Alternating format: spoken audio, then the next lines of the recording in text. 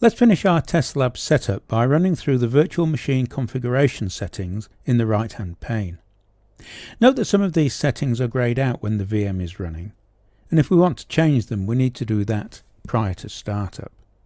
The first we'll look at is General Settings. This provides 4 tabs: Basic, Advanced, Description and Disk Encryption. The Basic tab allows us to change the name of the virtual machine when it's not running, and its type and version. The Advanced setting allows us to set the folder for any snapshots we take, and configure the use of clipboard and drag and drop.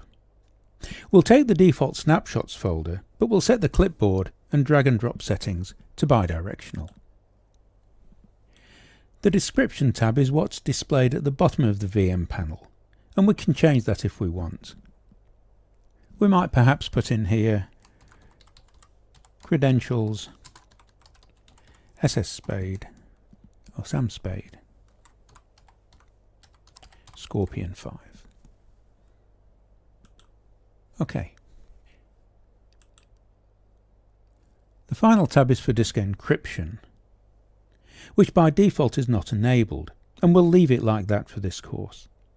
If you have customer pen testing details in your VM, you might want to turn this on, as well as changing the password on it.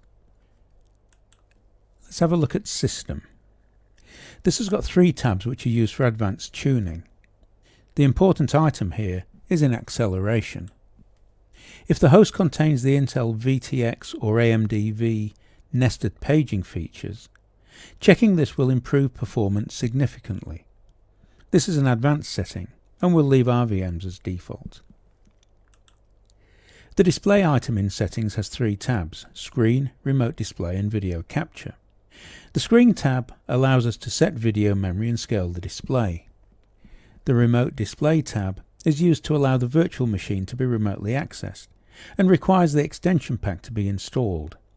The built-in remote access server port defaults to 3389, but can be configured to any port required. Access is through an RDP client such as Microsoft's built-in mstsc.exe.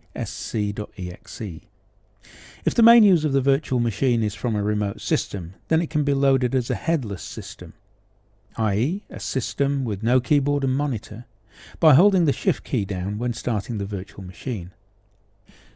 The Recording tab allows video capture to be enabled. All activity on the virtual machine will be recorded from startup to close down, or until this is set off. Normally this would be turned on and off during a session at the point at which a capture is required. This can be useful for providing evidence that a penetration test was successful. We won't be doing that for our course, but it's useful to understand what's here. We've already come across the storage settings when we loaded Windows 11.